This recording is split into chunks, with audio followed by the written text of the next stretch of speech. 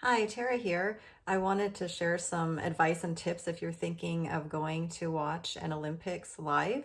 I went to see the Olympics in Greece in 2004, and I had tickets to go to Tokyo before they canceled it. So I just wanted to give you some, yeah, things right away that you can use or just be aware of if you want to go watch it live. My first tip is to go early and maybe leave midway through the games. So depending on what events you want to watch, I liked a lot of the events that were at the beginning of the games. So like swimming, gymnastics, tennis. If you have never been to the country before, and if you want to find better deals for flights, if you go like a week and a half, maybe even 2 weeks before the game starts, if you can get some time off, you can go before the crowds come. You can tour around, visit. They're probably going to have like spend all this money on the infrastructure. It'll be easier to travel around. And then you watch your games and you're able to come home maybe in the middle of the games. Now, if all the events that you like are towards the end, I guess you could, show up like about the middle of the games and maybe prolong your trip on the outer side. But I have a feeling that probably more people do that. They arrive to go to the Olympics first and then probably stay a little bit afterwards versus getting there a bit earlier. Yeah, the games come up really quick and you want to get your name like in the lottery for packages. So for example, the Olympics in Paris is going to be in 2024, and already at the end of this year, we're in 2022, you can have, oh, and the dates will be July 26th to August 11th. So in the end of this year, you can put your name on a lottery, and then they'll do a draw to who's going to get the selected windows where you can go in and buy packages. So first they like to sell the packages. And when I say they, the way it's worked for the last 20 years in the US is CoSport is the company that will sell the tickets if you're living in the United States. Each country has a contract with one seller, and they will do that. This year, everything is going to be, all the sales will be just online. And they said it's available worldwide, just online. But when I went to Greece, that was Carton Tours was the vendor doing it. So all tickets were bought through them. But yeah, like the last 20 years, it's been CoSport, and their parent company is, it's got blue in the name. Let me see. Oh no, not blue. It says, I was thinking JetBlue, the airline. No. So CoSport, the parent company is Jet Set Sport. But anyways, you'll be going through them when you're booking your tickets. If you wait, you will get, well, it's kind of harder and less pick. So obviously the packages are going to be more expensive. They're selling like, some packages are even including the hotels. So if money is not an option, you can go that way. You'll be guaranteed to get your pick of several sports. They do break it down into, okay, I'm getting ahead of myself. So I've always done it where you're buying the individual tickets and you're saying what are your desired events to go watch. So they don't want to give everyone all the what they call A-level tickets, which are the ones that have that are very popular to watch. So gymnastics, swimming, those are always up there as like A-level sports. Actually, when I was booking for Tokyo, like badminton is huge, so that's actually an A-level sport. Well, badminton and also table tennis. That's what I was thinking about. Table tennis, those were all sold out until they had to, unfortunately, say there's no international, and then eventually no audience members because of COVID, unfortunately. But people were refunded who bought their tickets, so I was as well. So after the package deals, if you want to go for a package deal, you can do like that. And that's already, once you see if you got the lottery, that will be available already in 2023 in February. So again, these things like come up a lot faster than you would think. So if you do want to go to the games, try not to make these last minute decisions to do it because it just gets harder. Not saying it can't be done, but I'll explain a little bit more what happened to me for like the Tokyo tickets. For single tickets to go on sale, that's going to happen already next year in May. So there you can just say, like, maybe you only really want to see like 3 events or I don't know. I'm telling you, all the events are actually really fun to see. So don't be disappointed if some of the tickets for events that you want to see were sold out, because even like one of them that was like a B-level event that I went to watch, like beach volleyball, was actually really fun and entertaining, and seeing the crowds and yeah. So by the time I wanted to do the Tokyo tickets, swimming and gymnastics were all sold out. But I got a hold of some like diving tickets and some track and field, which I hadn't seen the first time. Track and field tends to be towards the more end of the Olympics. Okay, and then, so in May 2023 is when the single tickets go on sale. I just mentioned that. That's what I've done before. It's like calm. You just go online, you see what you want. I think you're still making like a request for what you want. But then at the end of the year, at the end of 2023, it's more a live thing. So for example, for Tokyo, I knew there was a certain window that I had to be on, and that's when they were going to show what was still available, and you got a number as soon as you like logged in the morning. So I remember asking my husband like, oh, you have to bring the kids to school this morning because at exactly like 8 o'clock, the tickets are going to go live for the US.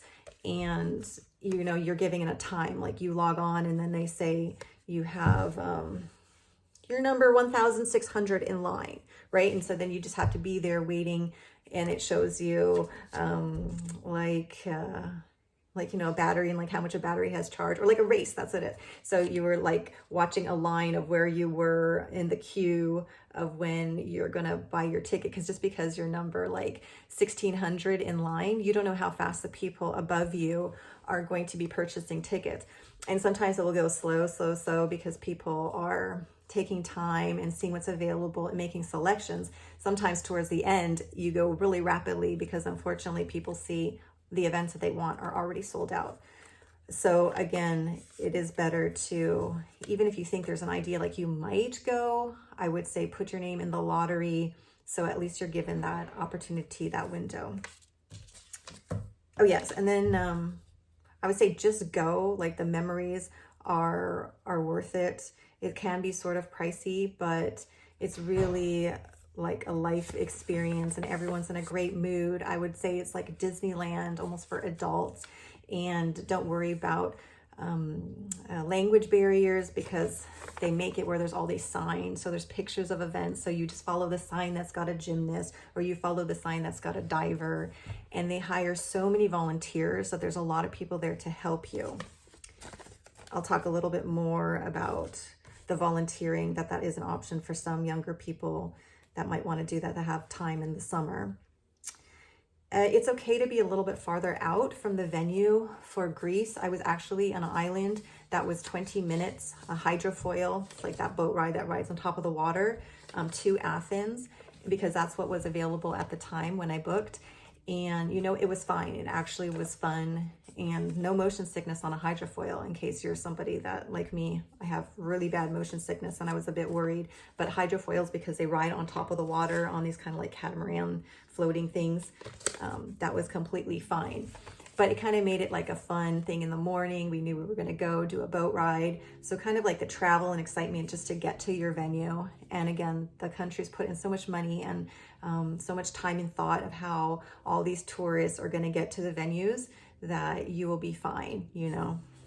I do suggest you go with somebody. It's a lot more fun if you have somebody to go with and you're traveling with somebody. Yeah, so the volunteering, you can look online if you want information on that. I believe it's like you will get like a room and board, and then you can watch some events, but then you're committed to be working and helping there. So it seems like excited. The volunteers that I saw, they looked like they were having fun, but it also looked like it was a lot of hard work as well. But that's something, if you feel like you can't afford it, you can look into that, and that might be your way if you're younger to get to experience one of the Olympics. Yeah, and I mentioned that all events are fun. Just some of the upcoming Olympics. So I mentioned already in 2024 is Paris in France, and then in 2028 is Los Angeles in California.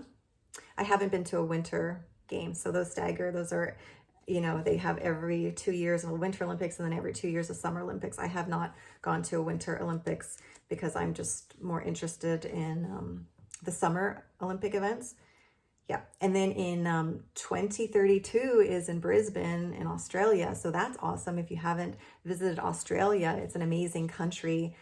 I imagine that's going to be really popular. Los Angeles, I think, is going to be really popular too. Now, if you're in the US, that can be very convenient. You won't have to pay for an expensive flight ticket to get there, and it'll be everything. I mean, you might actually be a good first experience for an Olympics. I imagine that Paris is going to be super, super popular. So I would definitely get your name on that list for the lottery, like this at the end of this year. Okay. This is 2022. And like I said, at the end of this year. So just start looking online because it happens so much earlier than you would imagine. And when people actually start thinking about it, like, 6 months before the games, then we're all scrambling for like the last tickets that are available. So you don't want to be in that situation.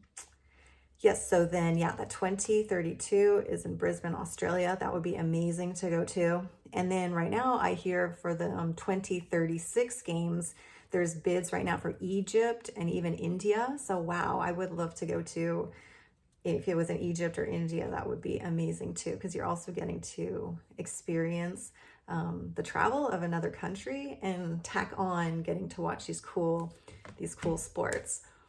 Okay, I'll maybe just add a few items of my experience while actually being at the games.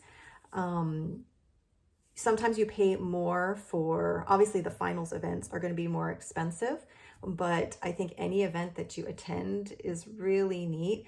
I remember once paying more for like a swimming final. I think it was for the 100 breaststroke final. I wanted to be there because I was a breaststroke swimmer. Actually, I still do swim in first master swim meets. And I remember at the time, this was 2004, I was like, oh yeah, I'll pay a lot. I'll pay, the $280 for like the closer seats. And then the closer seats ended up being like, maybe I was at the border of when the seats became more pricey. But anyways, I felt like I was still really, really high up.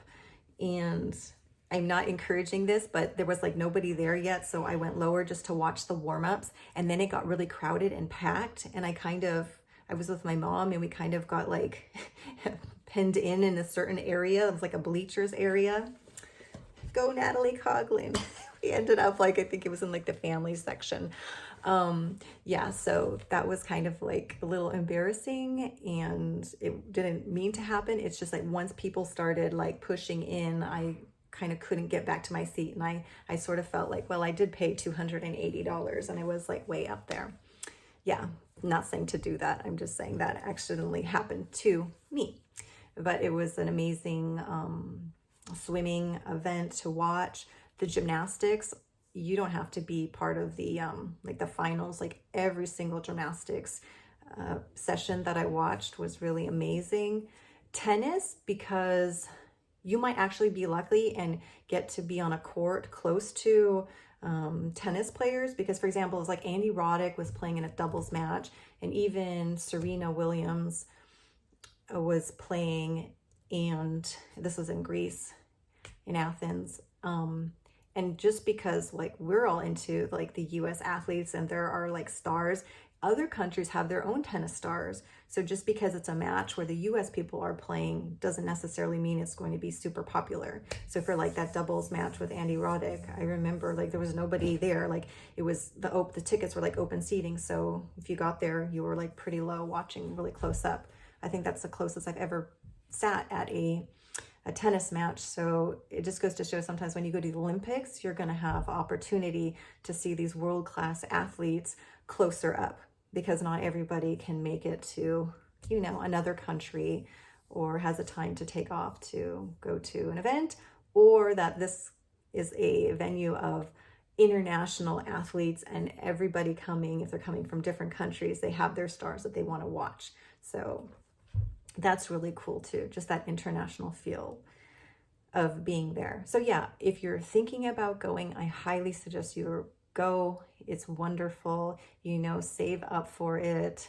It's money very well spent, because the memories it's going to create, and it's just exciting. And once you've seen it once, you may want to go to many more, but I really suggest that you go to one.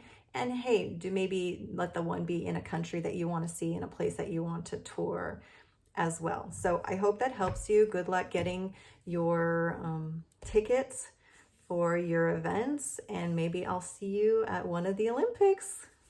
Bye now.